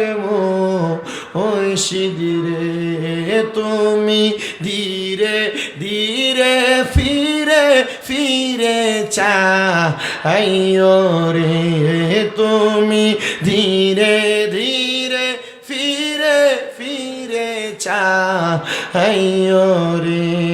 চাঁদের রাইতে আইসো গো মুর্শিদ চাঁদের বাহার, তোমার গলায় দিব আমরা প্রেম একটা হার, তোমার আত্মাতে আত্মা মিশাইয়া রাই করে, ও প্রাণের মুর্শিদ রে, তুমি ধীরে ধীরে ফিরে চাইও রে। আম পাতায় জাম পাতায় কত পানি ঝরে, শেষ বিদায়ের গোসল দিব বরুই পাতার জলে। আম পাতায় জাম পাতায় কত পানি ঝরে, শেষ বিদায়ের গোসল দিব বরুই পাতার জলে। হাইরে আতর গোলাপ সুরমা চন্দন সিটাই দিব রে, বলেন আতর গোলাপ সিটাই দিব রে, ও প্রাণের মুর্শিদ রে, তুমি ধীরে ধীরে ফিরে ফিরে চাইও রে। লাল বলো নীল বলো কত রঙের শাড়ি, আইরে সাজবি দায়ে পরাই দিব সাদা মার্কিন শাড়ি। হাইরে ওই কবরে নূরের নবী আই ভোরে বলেন ওই কবর আই ভোরে ও প্রাণের মুর্শিদিরে তুমি ধীরে ধীরে ফিরে ফিরে চাহিও রে তুমি ধীরে চাহিও রে। একটা জবানও বন্ধ রাখবেন না, চিৎকার মেরে বলেন ইয়া বলি আল্লাহ। এ মুসলমান, হুজুর বড় পীর আব্দুল কাদের জিলানী যেই দিন থেকে বুঝের হয়েছেন ওই দিন থেকে কোনোদিন তাহাজ্জুদ নামাজ কাজা করেন নাই। আমার গৌসে পাক আব্দুল কাদের জিলানী বলেন, একদিন আমি তাহাজ্জুদের ওযু করতে বের হইছি। আমি যখন তাহাজ্জুদের ওযু করতে বাইরে হই, আমি দেখলাম আমার ওযু করে ঘরে ঢোকার সময় কে যেন আমার ঘরের মধ্যে প্রবেশ করতেছে। রাত্র তাহাজ্জুদের সময় অজানা কোনো লোক যদি ঘরে ঢুকে, আপনারা কোন তো এটা কি বালা মানুষ না চোর? কথা কয় না। তাহাজ্জুদ নামাজের সময় যদি খালি ঘরের ভিতরে অজানা কোনো মানুষ ঢুকে, এটা কি বালা মানুষ না চোর? গাউসে পাক বলেন, আমি তারা জিজ্ঞাসা করলাম কে আপনি, আপনার পরিচয় কি? তিনি আমারে পরিচয় দেয়, হুজুর আমি আসছিলাম আব্দুল কাদের জিলানির বাড়িতে। আব্দুল কাদের জিলানি যে চিনে না, এটাই যে আব্দুল কাদের জিলানি, ওনার পরিচয় জানে না, শুধু জানে এটা বড় পীরের বাড়ি। বড় পীর বিদায় হয়তো বড় পীরের বাড়িতে বড় কোনো মাল থাকবে, চুরি করবে। বড় পীরের বাড়িতে আসছি বড় পীরের হাতে মুড়ি ধোয়ার জন্য। হুজুর গৌসে পাক কয়, বাবা আমি তো আব্দুল কাদের জিলানি। কই খাইলাম ধরা, আমি তো আব্দুল কাদের জিলানি। হুজুর আপনি আব্দুল কাদের জিলানি, কেন আসছো? হুজুর আপনার কাছে মুড়ি ধোয়ার জন্য। তো আসো, ঘরে আসো না, আমি তোমারে মুরিদ করাইয়া দেই। গাউসে পাকের এই কথা শুনে আসে ডাক দিয়া কই, হুজুর আজকে দেখে গেলাম আরেকদিন আইসা বায়াত গ্রহণ করব। হুজুর কয়, এ বাবা কখন কে মারা যায় এটার কোনো গ্যারান্টি নাই, মুরিদ হইয়া যাও। এই মুরিদ হইয়া গেলে তোমার জীবনটা বড় দামি জীবন হইব। আমি জানি না এ বড় লক্ষ্মীপুর এলাকায় কোনো মানুষ মুরিদ হওয়া ছাড়া আসেননি। আপনার কাছে যেই পীরকে পছন্দ হয়, যে পীরে ভালো লাগে, যে পীরটার দিকে তাকাইলে আল্লাহর কথা মনে হয়, ওই পীরের হাতটা ধরে আপনি মুরিদ হইয়া যাইবেন। মনে রাখবেন, মুরিদ হওয়ার আগের জীবন আর মুরিদ হওয়ার পরের জীবন দুইটা দুই রকম। একটা মানুষ যখন মুরিদ হইয়া যায় তার জীবনটা বড় দামি জীবন হইয়া যায়। কি জীবন হয়? দামি জীবন। হুজুর বলে, বাবা কোথায় যাইবা, কখন মুরিদ হইবা, বাঁচবা কিনা গ্যারান্টি নাই, মুরিদ হইয়া যাও। আজকে মুরিদ না হইলে মনে হয় ছাড়বে না। বাবা মুরিদ যে হইবা, আসো আমার ঘরে আসো। অজু আসেনি? হুজুর আমার অজু নাই। গায়ের কাপড়গুলা পবিত্র নি? হুজুর গায়ের কাপড় অপবিত্র। চিন্তা করছে অপবিত্র কাপড় কইয়ানি কোন রকম বাগন যায়। হুজুর ডাক দিয়ে কয়, বাবা আমি তোরে আমার একটা আফগান দিলাম, পাঞ্জাবি দিলাম, তোর পাঞ্জাবিটা খুইলা আমার একটা পাঞ্জাবি লাগা। তোর মাথার মধ্যে কোনো টুপি নাই, আমার টুপিটা তোর মাথায় লাগা। গাউসে পাক এই কথা বইলা তারা বললেন, বাবা অজুটা বানাও। সে অজু বানাইয়া মাথার মধ্যে গাউসে পাকের টুপি লাগাইয়া, গায়ের মধ্যে গাউসে পাকের আফগান লম্বা পাঞ্জাবি লাগাইয়া গাউসে পাকের সামনে বসছে। আসছিল চুরি করতে, এখন মুরিদ হওয়া লাগতেছে। হাতটা বাড়াও, এ আমার মুরিদ, তুমি তোমার ডান হাতটা বাড়াও। ডান হাতের তালুটা বাড়াইছে। গাউসে পাকের ডান হাতের তালুটা তার তালুর সাথে লাগাইয়া কয়, বাবা তুমি পড়ো, কোনোদিন মিশা কথা বলবো না। কি মিশা কথা বলবো না? সে বলে, হুজুর কোনোদিন মিশা কথা বলবো না। বাবা তুমি পড়ো, কোনোদিন নামাজ ছাড়বো না। কি ছাড়বো না? নামাজ ছাড়বো না। এই দুইটা বিষয়। সে বলে, হুজুর কোনোদিন নামাজ ছাড়বো না। খুশি হইছে। গাউসে পাক আব্দুল কাদের জিলানী তার বিষয় মুরিদ করাইছে কয়টা? আপনারা যারা এখানে বইছেন আলেম সারা সাধারণ একটা ফাব্রিক কি কইতে পারবেন? বায়াত আর মুরিদ শব্দের অর্থ কি? কেউ নাই কইন না? বিলীন হওয়া, এটা ফ্রেম। বায়াত শব্দের অর্থ হলো ওয়াদাবদ্ধ হওয়া। কি হওয়া? প্রতিশ্রুতিবদ্ধ হওয়া।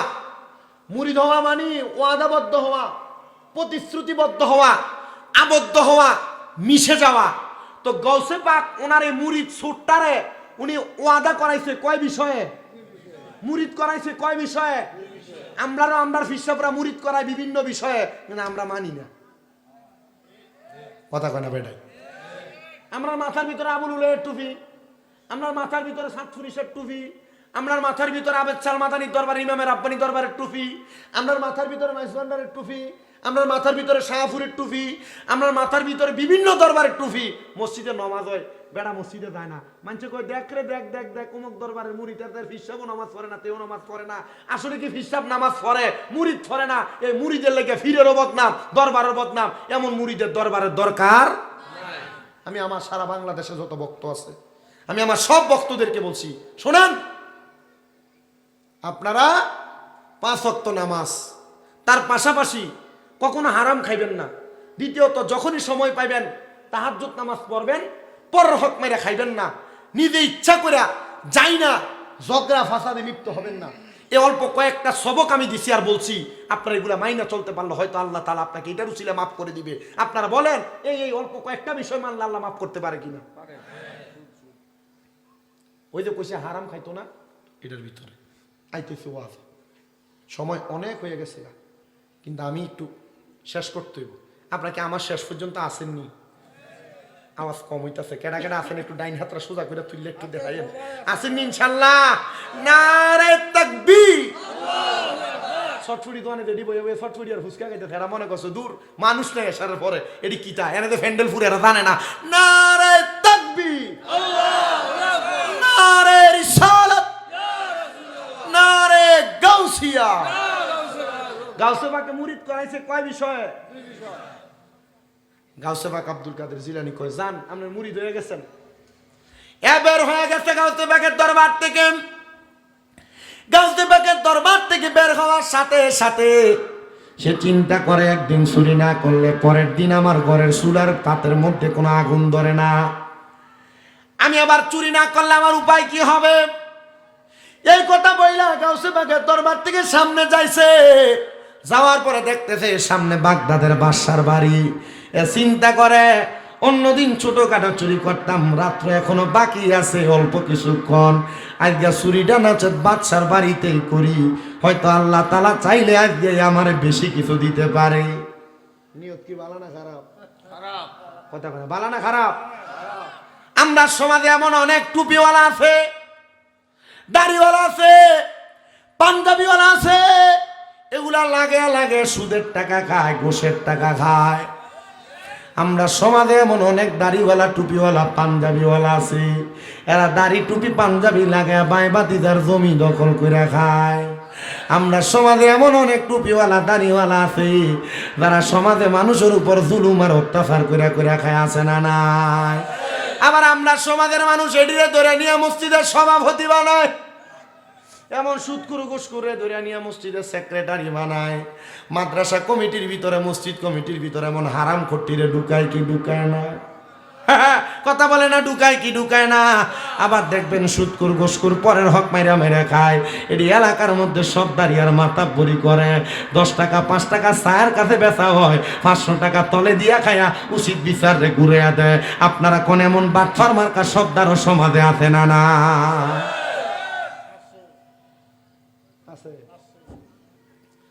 এই বেড়ার মাথার ভিতরে গাউসে পাকের টুপি, গাউসে পাকের গায়ের পাঞ্জাবি, এ ঢুকতেছে বাগদাদের বাদশার ঘরের মধ্যে চুরি করার জন্য। বাগদাদের বাদশার দারোয়ান তারে কোনো কিছু কয় না। সে একটু সামনে দেয়া পিছনের দিকে এসে ডাক দিয়া কয়ে, বাদশার দারোয়ান, তুমি কি আমার বাধা দিবে না? তোমার বাদশার বাড়িতে যাইতেছি চুরি করতে।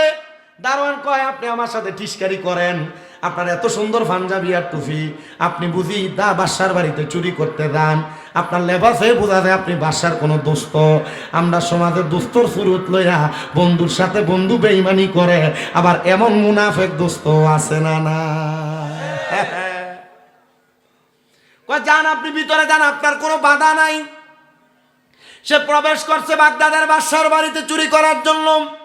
বাগদাদের বাদশার বাড়িতে প্রবেশ কইরা বাদশার বাড়ির সিন্দুক গুলার মধ্য থেকে বড় বড় যত মাল সামান আছে সব একটা গুটলির মধ্যে ঢুকাইছে, একটা পুটলার মধ্যে ঢুকায়া বের হবে। চারদিক দিয়ে আযান পড়ছে, আসসালাতু খায়রুম মিনান নাওম।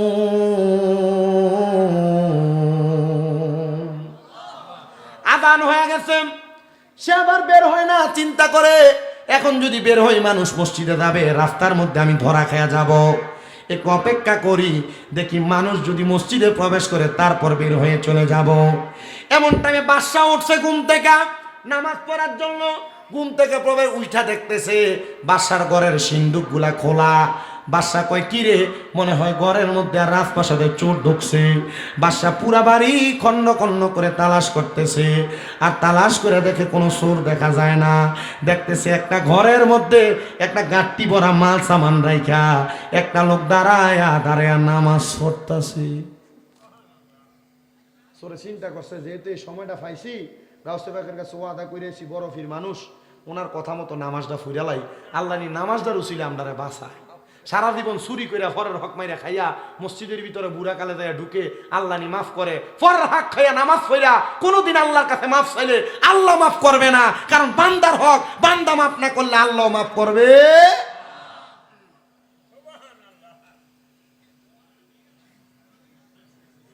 ঠিক আছে বলে আমার খেতের লাইল কেটে লেছিল আরেক বেটা আজকে ঠিক আছে ফর্সে জায়গা মতো কথা বলেন না। এমন মানুষের হক মাইরা মাইরা খাইয়া খেতের গালা কাছাইয়া ভাই বাতিদার জমি দখল কইরা এরপরে কিটা টাকা সীমানা একাত দেড়াত লাইরা এক বিঘা লাইরা মসজিদে নমাজ পড়ে, এমন নমাজিও আসেনি? আর জোরে কয় না আছে না নাই? বহুত আছে।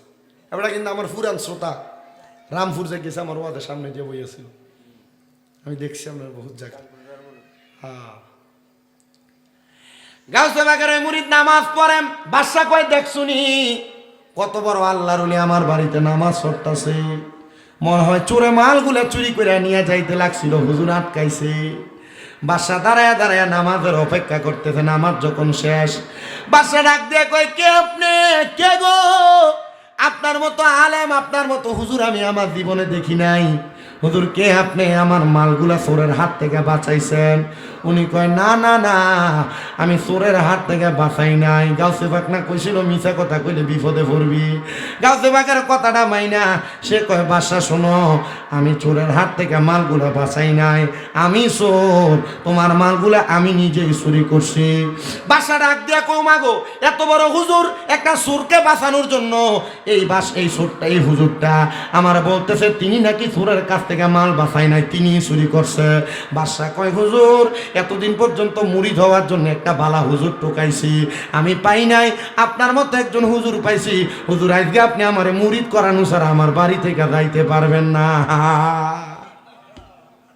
করতেছি কিটা চুরি। আর বাদশা কয় কি মুরিদ না করাইলে যাওন যাইতো না। বাদশা কয় হুজুর মুরিদ করান। হ্যাঁ কয় আমি মুরিদ করাবো কেমন, আমি দাওয়াজুবিল্লাহ বিসমিল্লাহ জানি না, নিজেই তো সো। কয় মুরিদ কেমনে করাই সিস্টেমটা আমার মনে আছে, কারণ অল্প কিছুক্ষণ আগে মুরিদ হয়ে আইছে। হ্যাঁ কয় বাদশা ওযু করে আসেন। বাদশা কয় যদি ওযু করতে দেয় আর এমন ফি যদি আমি হারাই আর পাইতাম না। বাদশা তার উজিরে ডাক দেয়া কই উজির হুজুর পানিটা আজকে ঘরে নিয়ে আসো। ঘরের মধ্যে ওযু করে কয় হুজুর মুরিদ আগে কোরআনের পরে নামাজ পড়বো। মুরিদ করাবে, কয় আপনার ডান হাতটা বাড়াইয়া দেন। বাদশা ডান হাত বাড়াইয়া দিছে, আর ওই চোর ব্যক্তিটা তার ডান হাতটা বাদশার হাতের উপরে রাখিয়া কয় বাদশা বলেন কোনোদিন মিছা কথা কইতেন না। বাদশা কয় দেখছুনি কেমন বড় একজন ফির, আমি যে রাজ্য চালাইতে দেয়া বড় বড় বড় মিছা কথা কই, আমার এখন ওয়াদা করাইতেছে আমি যেন এমন মিছা কথা না কই, কারণ আল্লাহু লা ইউহিব্বুল মুকাযযিবিন, আমার আল্লাহ মিথ্যাবাদীরে পছন্দ করে না। আমার ফির সাহেব আমার আদেশ করতেছে আমি যেন মিছা কথা না কই। ডাক দিয়া কয় হুজুর আমনে তো বড় ফির, আর কি আছে আপনার মতো ফির? বাদশা কয় কোনোদিন মিছা কইতাম না। এবার ডাক দিয়ে কয় বাদশাহ আপনি আরেকটা বিষয় মুড়ি ধর। বাদশাহ আপনি বলেন কোনোদিন নামাজ ছাড়বেন না। বাদশাহ কয় দেখ শুনি রাজ্য পরিচালনা করতে দেয়া কত ওয়াক্ত নামাজ আমার ছুটতে যায়, আমার নামাজের ব্যাপারে মুরিদ করায়। হুজুর আপনি বড় পীর, আপনার মতো পীর আর হইতে পারে না। দুই বিষয় মুরিদ করাইছে। মুরিদ করানোর পর বাদশাহ কয় হুজুর আপনারে আমি পাইছি, আমার কপাল বড় ভাগ্য। হুজুর যে গাড়ির ভিতরে আমার মালগুলা আছে, মণিমুক্তা জহরত গুলা আছে, সরে যদি চুরি করে নিয়ে যাইতো এগুলা তো আমি বাদশা পাইতাম না। হুজুর যেহেতু আপনি এগুলা আপনি আমারে উদ্ধার করে দিছেন, হুজুর আজকে মুরিদ করানোর হাদিয়া হিসাবে আমি সবগুলা মণিমুক্তা জহরত আমি আপনার হাদিয়া দিয়ে দিছি। আচ্ছা আচ্ছা, হাদিয়া দেওয়ানোর আগ পর্যন্ত এদিকে হাদিয়া ছিল না চুরির মাল? কথা কয় না। হাদিয়া দেওয়ানোর আগ পর্যন্ত এগুলাকে হাদিয়া ছিল না চুরির মাল? জন কইছে এটি হাদিয়া, তখন এদিকে হাদিয়া না চুরির মাল? তখন এটি হাদিয়া। মারহাবা কয় না। আইলাম চুরি করতে, করান লাগলো মুড়ি, চুরির মাল না নিয়ে নিতেছি হাদিয়া। মালগুলা নিয়ে সাথে সাথে চলে গেছে। চিন্তা করছে আমার বউ আমার আজকে আওয়ানোর সময় কইছে তুমি যদি আর চুরির মাল নিয়ে আমার বাড়িতে আসো তাহলে তুমি আমার স্বামী না। আপনার যদি আপনি কোন স্ত্রীর যদি আপনারা কয় বা আপনি যদি আপনার বউরে কন তুমি যদি আজকে আমার লাগে গরুর গোস্ত না রান্ধো তাহলে আজকে থেকে তুমি তালাক, বা তুমি আমার বউ না, বউ কিন্তু তালাক হয়ে যাবো। জানেন এটা কথা কি বুঝতেছেন আপনারা? মানে আপনি যদি বউরে কন আজকে যদি গরুর গোস্ত না রান্ধস তুই তালাক, বউ তালাক। যদি না রান্ধে ঠিকই তালাক। যদি আজকে আপনার বউরে কন এই তুই যদি আজকে বাপের বাড়ি যাস তুই তালাক, তালাক। জানেন তো এগুলা? সাবধান, বউর সাথে তালাকের ব্যাপারে মশকরা করা যাবে না। ইসলামের সবচেয়ে কঠিন তালাক, সবচেয়ে জায়েজ নিকৃষ্ট কাজ হলো তালাক। আল্লাহ নবী বলে ইসলামে তালাক জায়েজ, তবে নিকৃষ্ট জায়েজ কাজ ইসলামে কি? তালাক। কথা কন না, জায়েজ নিকৃষ্ট কাজ কি? তালাক। এজন্য তালাক নিয়ে কোনো সময় দুষ্টামি করবেন না। আমাদের কুমিল্লা আলী মাদ্রাসা ডক্টর সাইদুর রহমান হুজুর আপনাদের দোয়ার বরকতে হজের মাসালা, নামাজের মাসালা এবং বিবাহের তালাকের মাসালা, এই তিনটা সাবজেক্টের উপরে সরহে বেকায়া আমার এই উস্তাদ আমার বেশি ভালো পড়াইছে। কুমিল্লা আলিয়া মাদ্রাসায় অনেক ভালো পড়াইছে আমার এই উস্তাদ। দোয়া করি আল্লাহ তাআলা ওনাকে জান্নাত, আল্লাহ তাআলা ওনাকে হায়াতে বরকত দান করুক, আমিন পড়ে। তো আমি যেই কথা বলতেছিলাম, ওই চোরের স্ত্রী বলছিল তুমি যদি কোনো চুরির মাল আমার কাছে নিয়ে আসো তুমি আমার স্বামী না। তবে সাবধান, মহিলাদের ব্যাপারে এই কথাটা বড় সতর্কতামূলক, কারণ বেডিয়ে তালাক দিলে তালাক হয় না। বেডিয়ে তালাক দিলে ইসলামী শরীয়তে তালাক হয় না, কিন্তু বাংলাদেশের এই প্রজাতন্ত্রী আইনে মহিলারা তালাক দেওয়ার একটা সিস্টেম আর আইন আছে, কিন্তু ইসলামী শরীয়তে বেডি তালাক দিলে তালাক হবে না যতক্ষণ না বেড়া তালাক না দেয়। এজন্য আগে বেড়া মানুষ তালাক দিতে হবে। কে তালাক দিতে হইব? বেটা মানুষ তালাক দিতে হবে। আপনার কি কষ্ট হইতেছে কোনো? একটু শেষ করি, একটু মনোযোগ দিয়ে শুনুন। উনি চিন্তা করলেন এই মাল যদি আমার স্ত্রীর কাছে নিয়ে যায় স্ত্রী বুঝে ফেলবে এগুলা চুরির মাল। উনি ওই মালগুলা নিয়ে গাউসে পাকের দরবারে যে হাত বাড়াইছে, হুজুর এই নেন এই মালগুলা। গাউসে পাক কয় মাল আমারে দিও, পরে আগে কও মুরিদ কেমন করাইলা। হুজুর আপনি কি আমার সাথে গেছেন নাকি? আমি যে মুরিদ করাইছি আপনি জানেন কেমনে? মনে রাখবা ও বড় লক্ষ্মীপুরের বাবারা, তোমরা যারা যারা হক্কানি রাব্বানি পীরের হাতে হাত থেকে বায়াত গ্রহণ করো, প্রত্যেক মুরিদের খবর প্রত্যেক আউলিয়া কারাম প্রত্যেক পীর মাশায়েখ রাখেন, জানেন, বোঝেন। এজন্য তোমরা কখনো তোমাদের পীরের সামনে বরত্ব দেখায়ও না, পীরের সামনে যায় নিজেকে জাহির করো না, নিজে এইটার ওইটা বইল না। পীরের কাছে যায় সব সময় নিজেকে ছোট বানায় রাখবা। হুজুর বলে যা যা যা এ মাল সামান গুলা নিয়ে যা। মাল সামান গুলা নিয়ে যখন বাড়িতে যাবে স্ত্রীর ভয় পায়া সামনের দিকে বাড়ে, কিন্তু ওনাকে রাস্তার মধ্যে একদল মানুষ ধরে পিঠে হত্যা করেছে। মানুষ জানে সে চুরি করে, মালগুলা ধইরা ডাক দিয়া বলতেছে হে এলাকার মানুষ শুনো, সে চুরি করে মালগুলো আনছে, সে এত মাল কখনো ক্রয় করে আনবে না। সাথে সাথে তারে পিটিয়ে মারছে, কেউ তার জানাজা পড়ে নাই। হুজুর একা একা তারা জানাজা পইরা তারা দাফন করে ফেলছে। আর ওই এলাকার মানুষ ওই দিন রাত্রে সেম ভাবে স্বপ্ন দেখছে, কিরে এলাকার মানুষ, তোরা তোর এলাকার একজন হক্কানি আল্লাহর বান্দারে পিঠে মারলি চোর বইলা, তোরা তার জানাজা পরশ নাই, তারা দাফন করে দিছ। কারণ কি? তারা হুজুর গাউসে পাকের কাছে আসছে, আব্দুল কাদের জিলানী আপনি বলেন না আমরা তো একটা চোররে পিঠে মারছি, সে কেমনে হক্কানি মানুষ হয়? বলে সে গত রাত্রবেলা আমি আব্দুল কাদের জিলানীর কাছে বায়াত গ্রহণ করার সময় তওবা করেছে, আর আমার আল্লাহ তার তওবা কবুল করে তারা মাফ করে জান্নাতি বানাইয়া দিছে। বাবা, গৌসে পাক আব্দুল কাদের জিলানীর এই মুরিদ যদি চুরি করার পরে যখন মুরিদ হয়েছে আর অন্তরে যখন ভয় রাখছে, এই ব্যক্তির যদি আল্লাহ মাফ করতে পারে, আমরা আল্লাহর বান্দারা মাফ করতে পারে না? আমি আমার ওয়াজের মাইক ছাড়ার আগে আপনাদেরকে আরেকটা হাদিসে মুবারাকা শোনাই, যেটা হযরতে সাদ ইবনে উবায়দা রাদিয়াল্লাহু তাআলা আনহু থেকে হাদিস বর্ণিত। তিনি বলেন, আমার মা মারা গেছে, আমি আমার মার জানাজা পাই নাই। কি পাই নাই? আচ্ছা, একটা ফুত যদি মার জানাজা না পায়, এই ফুতের অবস্থা কি অন্তর্গতভাবে ভালো থাকে? কষ্ট থাকে না? হযরতে সাদ ইবনে উবাদা বলেন, আমি আমার নবীজির কাছে যেয়ে বললাম, ইয়া রাসূলুল্লাহ, আমি আমার মার জানাজা পাই নাই নবী গো, আপনি বলেন না আমি যে আমার মার জানাজার নামাজ পাই নাই, আমি আমার মার জন্য কোনো কিছু করতে পারবো কিনা?